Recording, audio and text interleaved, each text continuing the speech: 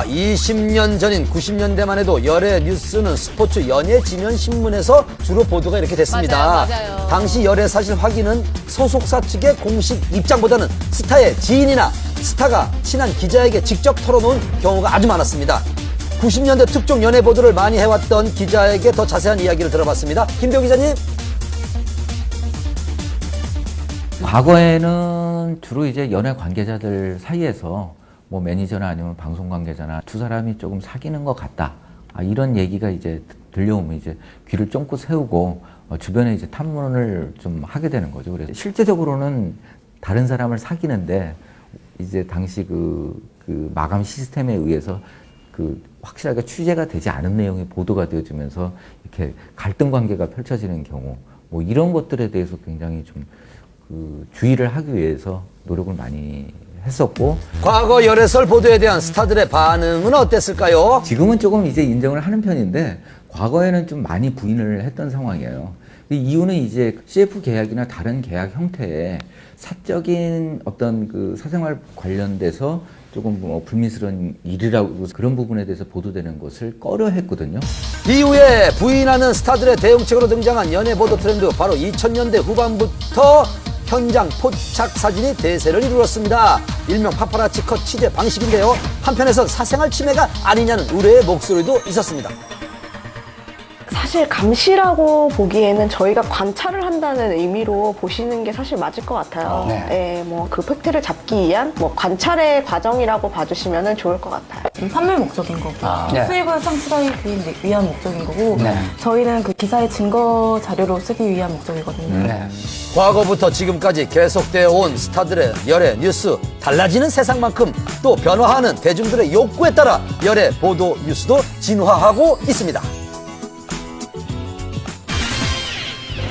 배우 정준호 씨가 억대 소송을 제기한 것으로 알려졌습니다. 정준호 씨를 광고 모델로 한 웨딩 업체가 지난 2011년부터 1년 6개월간 모델료와 이익 배분금을 지급하지 않았다고 주장하기 때문에 정준호 씨 측은 초상권을 침해당했다며 웨딩홀을 상대로 4억 원의 손해배상을 청구한 건데요.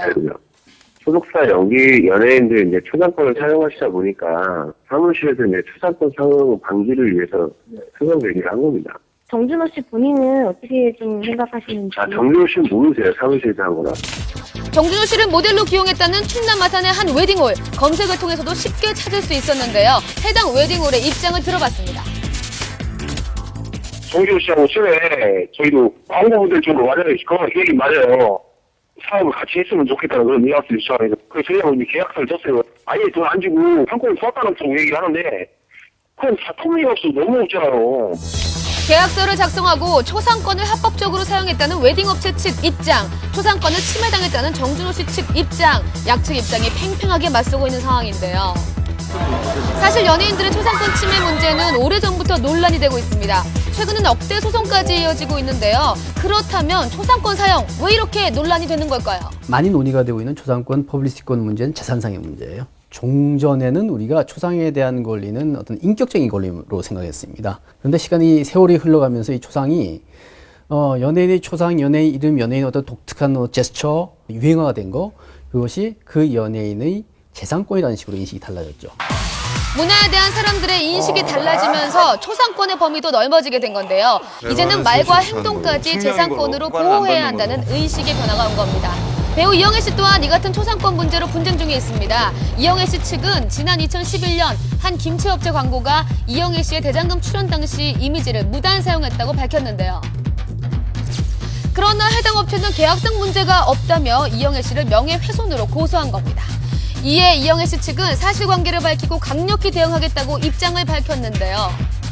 이처럼 초상권 무단 사용에 대해 스타들의 대처도 더욱 강경해지고 있습니다. 연예인들도 권리의식이 훨씬 더 강화되었고 기업 입장에서도 그것이 수익원이 될 수가 있으니까 종전 같은 넘어갈 수 있는 사안들이 이제 분쟁이 되고 소송이 되는 거죠.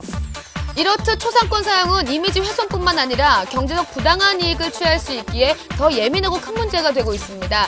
대표적인 예가 성형외과의 무단 사진 도용인데요.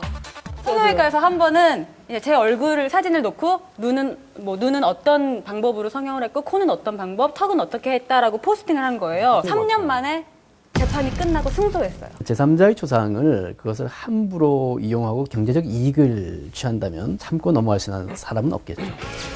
초상권 침해 논란이 계속되는 현재